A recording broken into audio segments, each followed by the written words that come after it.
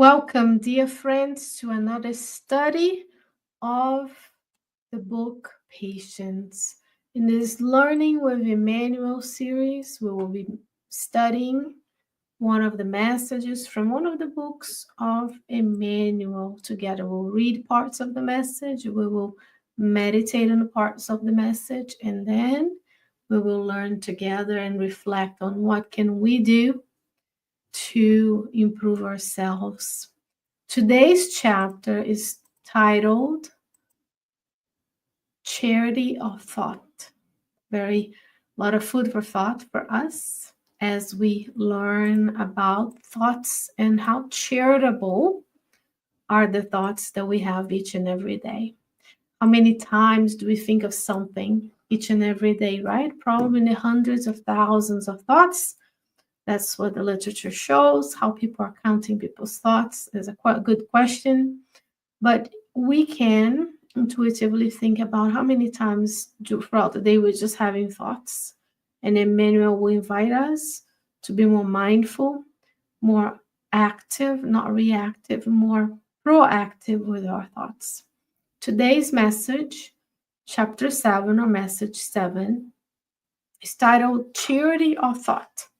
So Emmanuel says, we all know that thought is a wave of creative life, of life that is creative, that creates, emitting forces and attracting them according to the nature of the thoughts. It is easy to understand in the view of these that we all move in an ocean of mental energy. Each one of us is a center of active principles or radiations released consciously or unconsciously. Let's do a quotation and stop here. As we pause at this moment, let's reflect. Thought is a wave of life that creates. So what are you thinking right now? Are you here present with us? Or are we thinking about what happened yesterday, a moment ago, or what will happen in the future? Because that's usually our mode, right? We are usually thinking about the future. It says we emit forces. So we are sending forces and we are attracting them based on the nature of the thoughts, right? Are we sending vibrations of love to the universe? Are we sending vibrations of anger to the universe? And we are emitting and we attract. Very important for us to stop and also study the book Thought and Life by Emmanuel. He's going to say, it is easy to understand that we all move in an ocean of mental energy. So let's visualize this. This is you. These are the many people around your circle of influence. Your first circle of influence is your perispirit, your physical body. And then there are the folks within our lives, and then those in our neighborhoods, those in the society to and from work, and then there's work, and there's school, and there's other spheres of community life, right? All the 8 billion incarnates and the many multiples of that in the discarnate realm are emitting and absorbing and attracting energy. So what kind of ocean of mental energy are we creating around us that mix and intertwines with the ocean of others? So it's an ocean of waves. We're emitting, we're creating. We're emitting, we're attracting. We're emitting, we're attracting. The person next to me in the public transit is doing the same. The person next to me at work is doing the same. And nowadays we are even more scattered due to the technology, right? So what is the ocean that is around you? This is very easy to perceive, and we see this in the books of Andrea Luiz as well. When you have Andrea Luiz is traveling to and from, right, from La Solar to the Earth, and there are waves, there are clouds of mental particles that the inhabitants of a certain city creates. And the mentor explains to him that's the byproduct of the thoughts of the people in the region. So different places on the earth not only have physical, structural differences, cultural differences, ethnic and racial and human differences, but also the quality of the thoughts. So people tend to congregate with like. So if you go from city to city to city, from state to state to state, anywhere in the world, you will see this change. You might feel this change as well. So he says, each one of us is a center of active principles or radiations we release consciously or unconsciously. So we want to think about, let's pick up a piece of paper. And this is learning with Emmanuel. So you're going to write here thoughts. And then we can do a thoughts for this day. Today. Right? And then you're going to list all the negative things we thought and all the positive. The ones we can remember, of course, like I said, hundreds of thousands a day. Then we are going to start minute by minute thinking, how consciously can I be about the thoughts that I emit, the center of radiation that is around me based on my thoughts? Am I so unconscious that I'm just going to and from, and not even aware of what I'm emitting? That's a good point. The majority of the humans on the earth aren't in that vibrational attunement of others. We think we're thinking for ourselves, but we're actually absorbing. Remember the ocean of mental energy? We are around others. We think we have our agency, but we're just following what's around us. He says, without a doubt, the word is the natural vehicle that expresses the ideas and intentions that characterize us.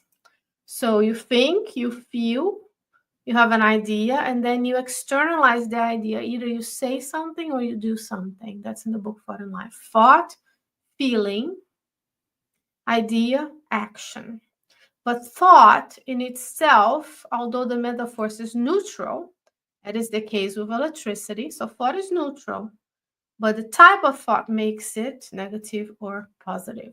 It is a genuine instrument of the beneficial or negative vibrations that we release from ourselves without the immediate appreciation of others. So we can be right here thinking, and not even realizing that the person next to us is thinking. We know this, right? Intellectually. But then we can be more conscious about, are my thoughts an instrument of beneficial? As I said here, beneficial. You can say positive to beneficial. Or negative.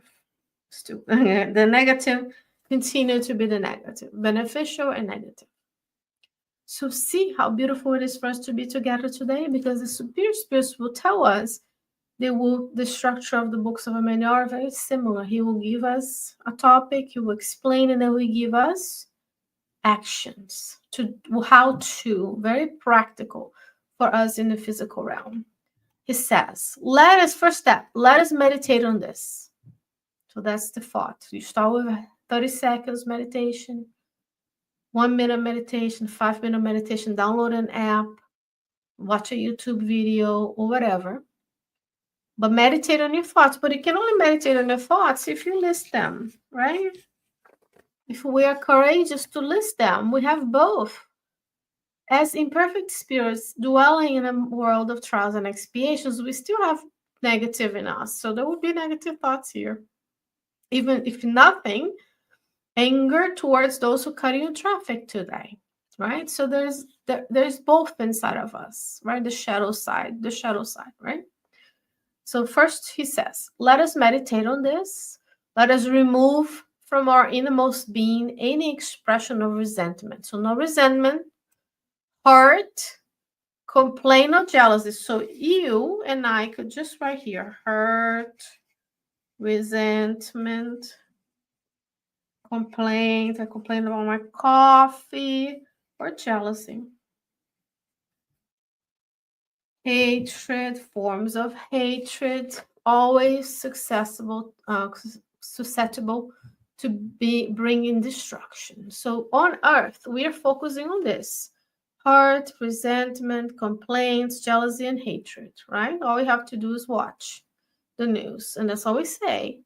Sleep hygiene. You don't watch news and devices 2 hours before bed. We have a routine. We bathe, we do hygiene, we meditate, we put soothing music, we do our journaling, right? We set an intention for the night, intelligent sleep. We ask God to grant us the presence of our spirit mentors who will come and get us to go study, go resolve, go to school, go to the psychologist, go to spiritual surgery, so on and so forth.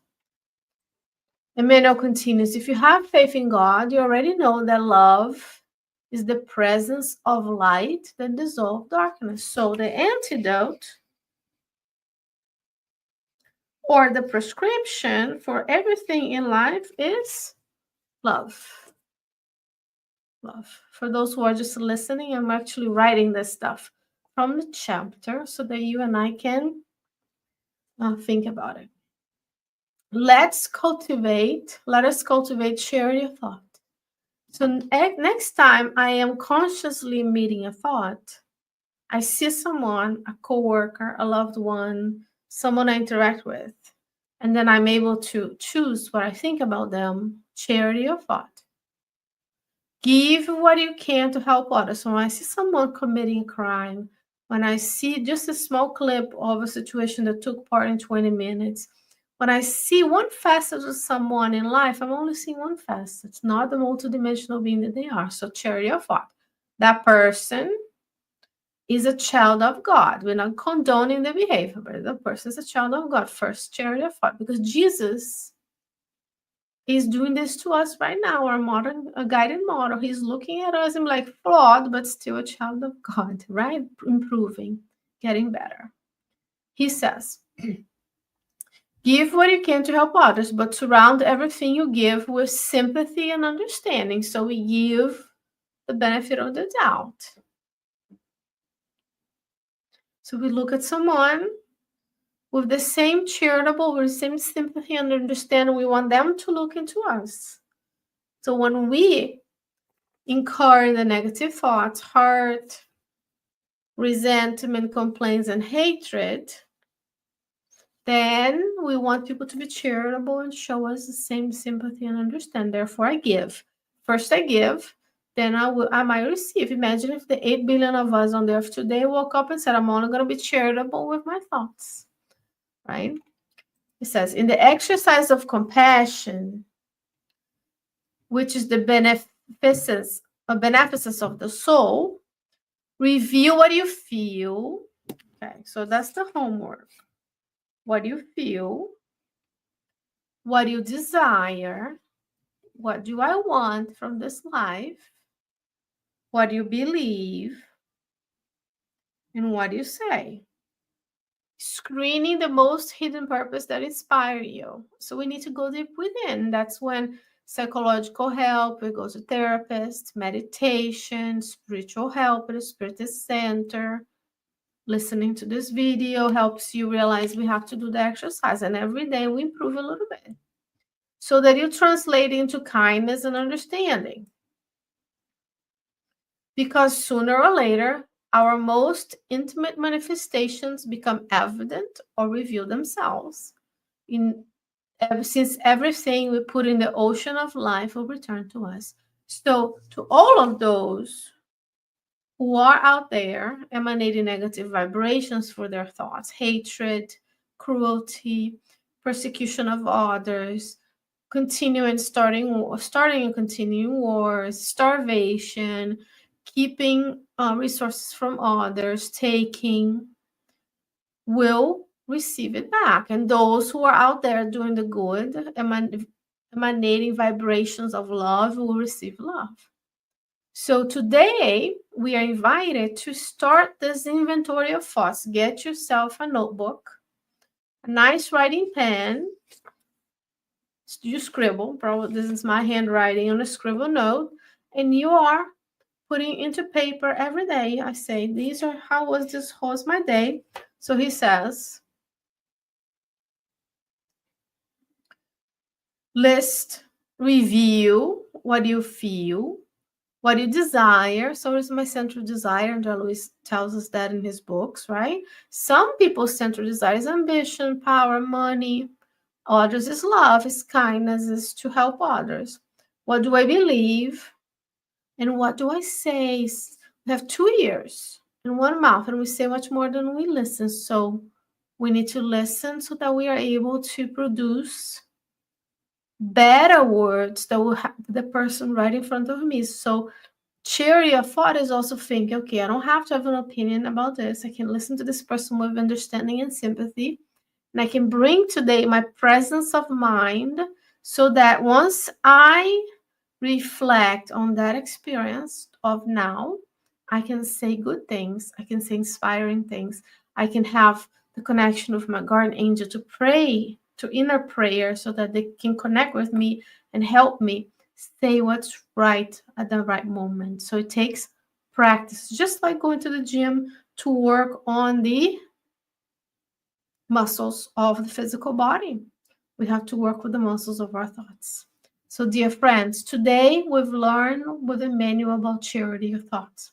So, the next few days, let's practice charity of thoughts towards ourselves, towards others, towards the entire whole humanity that lives on the earth and the humanity that lives all over every single celestial body in the universe.